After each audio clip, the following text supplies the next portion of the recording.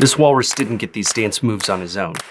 They came from Cab Calloway, a 1930s jazz superstar and bandleader. Do you see it now?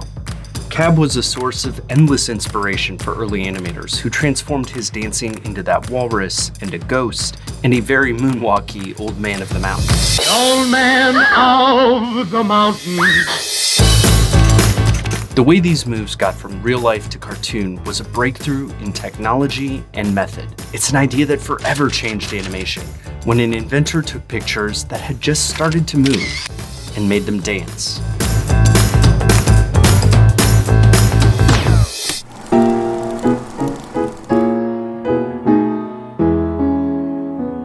As riveting as that was, early animation had a problem. The first animated shorts didn't look right. Don't focus on the drawing. Look at the motion. See how clunky his arm move is here, and how his shoulder doesn't move realistically? Max Fleischer saw that problem too. This is him, the inventor, blowing bubbles in some of the first films that revolutionized animation. And this is the clown that did it. See how naturally Koko the Clown moves compared to the umbrella guy? That's where the invention called the rotoscope comes in. You can understand it from the patent application. It was a way to film real movement to create better animation. First, they filmed live action motion in the wild. For Koko the Clown, they filmed Max's brother, Dave Fleischer, dancing around in a clown costume on Max's roof. He was in front of a white sheet for contrast. The sheet actually blew around so much that Dave almost fell off the roof, so don't try this at home.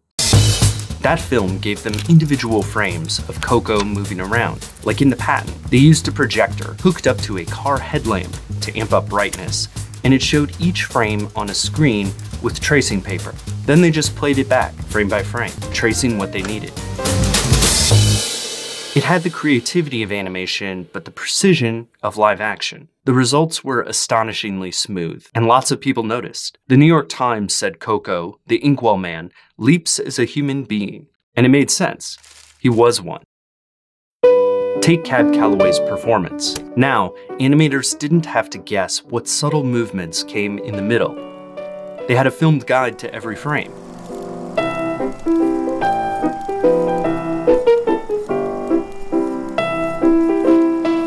Later, it helped out with Superman, using photos and film to model Lois, like here. Gulliver's Travels also had hyper-real movement, inspired by real motion.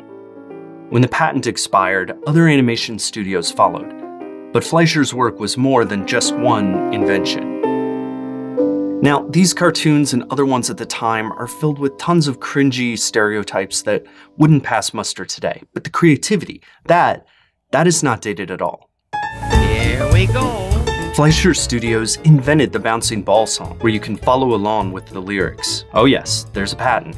Max and Dave patented multi-plane animation as well. See how they could film the main character moving and separately move the background elements, like pictures and models. This created depth and saved animators time. It enabled gorgeous motion, like in this scene from Superman. As it evolved, Fleischer Animation mixed all these technologies with skilled artistry and improvisation. And that's why rotoscoping is a versatile tool still, whether it's inspiring some of the animation in early video games, or in its logical extension in motion capture, where real movements are given over to animators' fancy. But even that undersells their achievements a little. That Cab Calloway walrus cartoon, Minnie the Moocher, is a Betty Boop cartoon, but it is a work of art filled with infinite delights that tantalize. Scratch that. It is straight up weird, in the best way possible.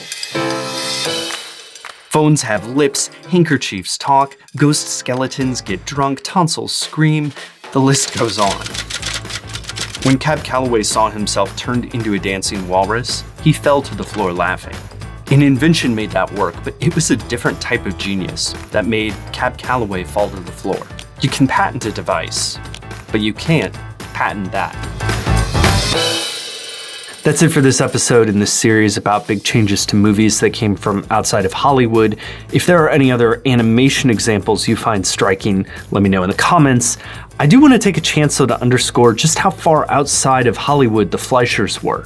In addition to their New York studios, they had one in Miami, Florida. And that is where Gulliver's Travels was actually made.